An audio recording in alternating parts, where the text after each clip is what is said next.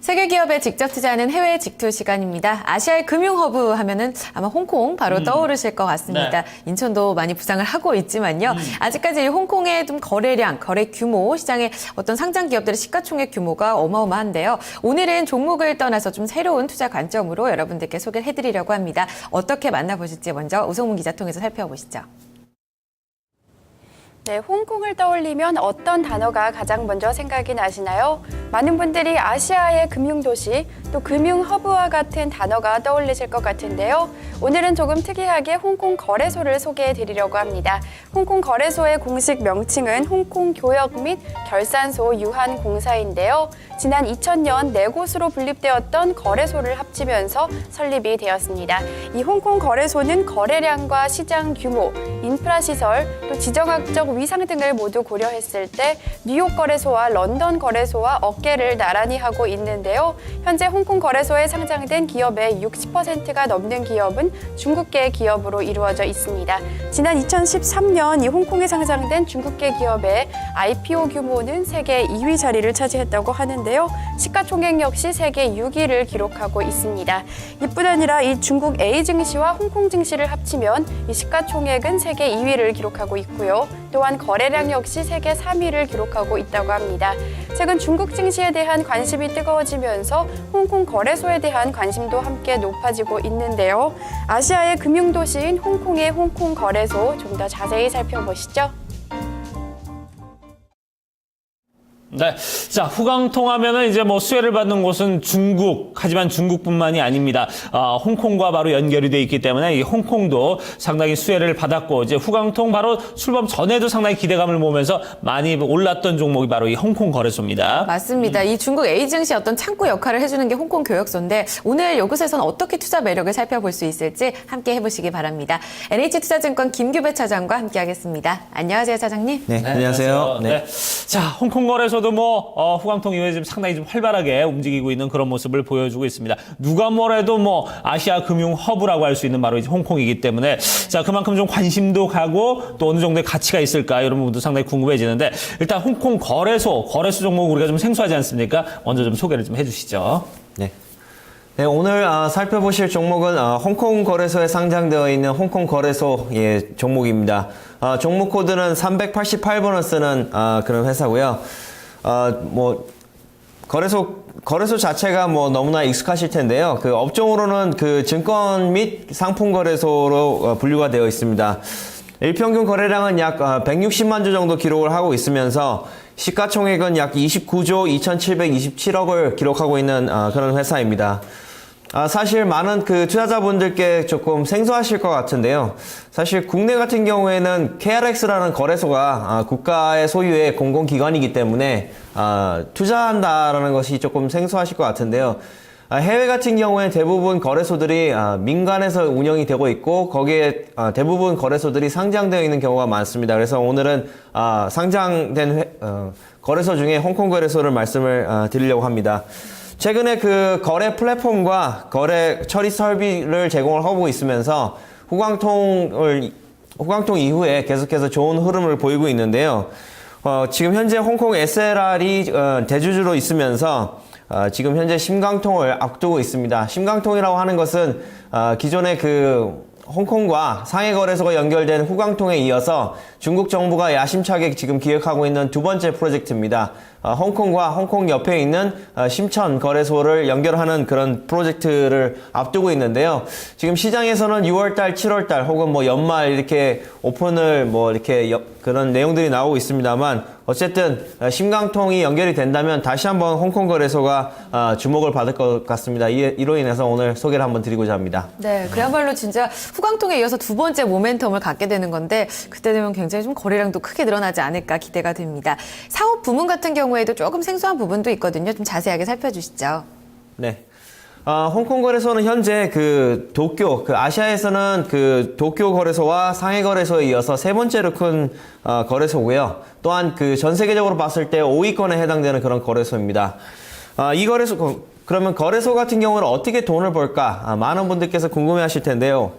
우선 그 주식을 거래를 하시면 주식 거래에 대해서 당연히 거래소가 거래세를 물도록 되어 있습니다. 따라서 여기에 대한 매출액이 전체의 31% 정도 차지를 하고 있습니다.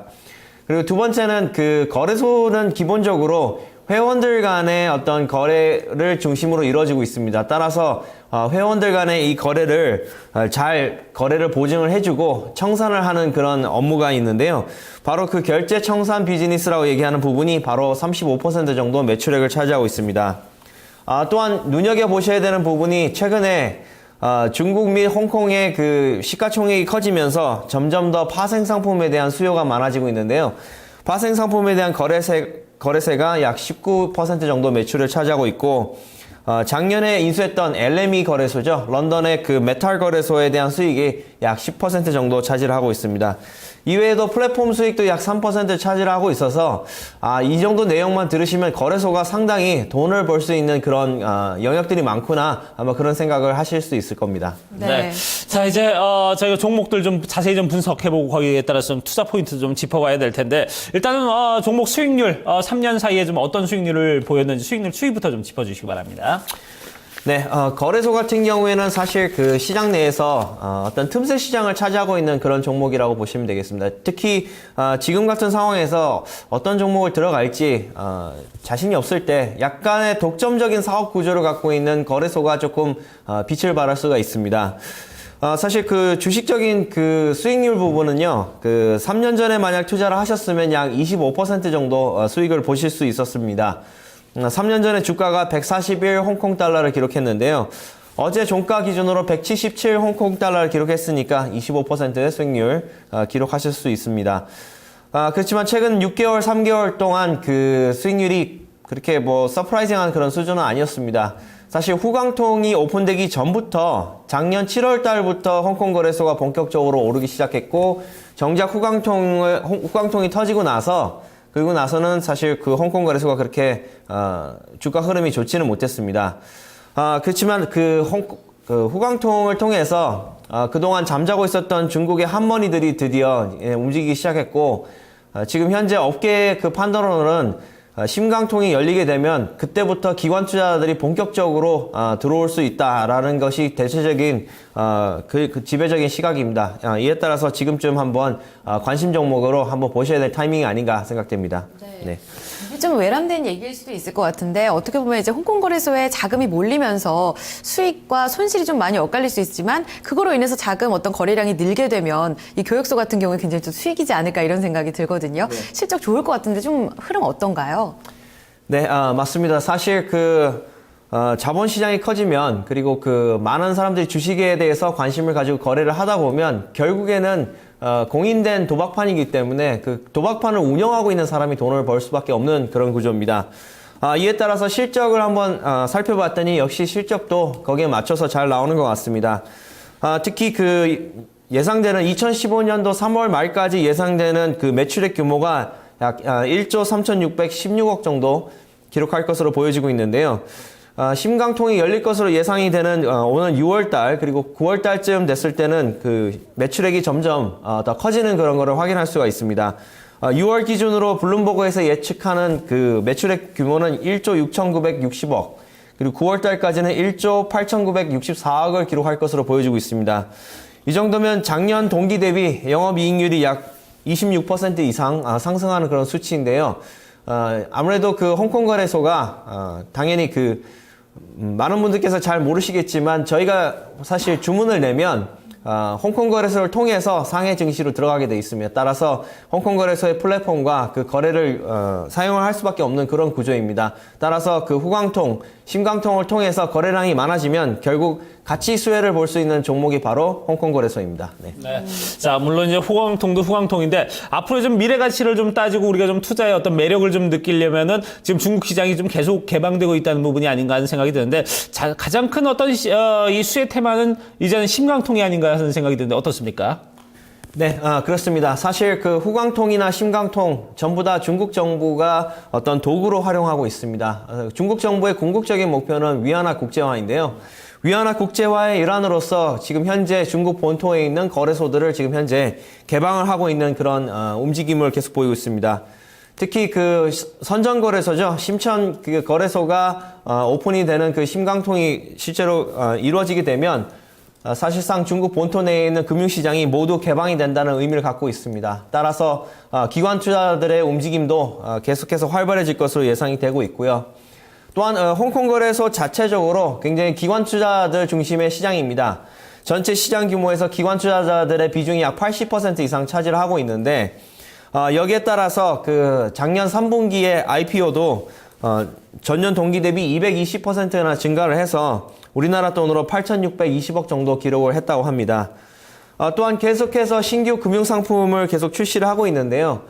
그동안 홍콩 거래소가 사실 ETF라든가 이런 쪽에서는 별로 관심이 없었는데 최근까지 약 121개의 ETF를 출시를 했고 11개의 리츠 상품 그리고 578개의 부채증권을 출시를 했습니다. 앞으로도 계속해서 새로운 금융상품을 출시를 하면서 투자자들의 수요를 맞출 것으로 예상이 되고 있는데요. 아마도 이번 그 4분기 실적 발표가 좋은 그 터닝 포인트가 되지 않을까 이런 생각이 듭니다. 네. 네, 기대감은 참 많은 것 같습니다. 외국계 애널리스트 의견도 좋을 것 같은데요. 의견들 어떻게 나오고 있는지 또 이를 통해서 투자 전략 세워본다면 어떻게 가져갈까요? 네.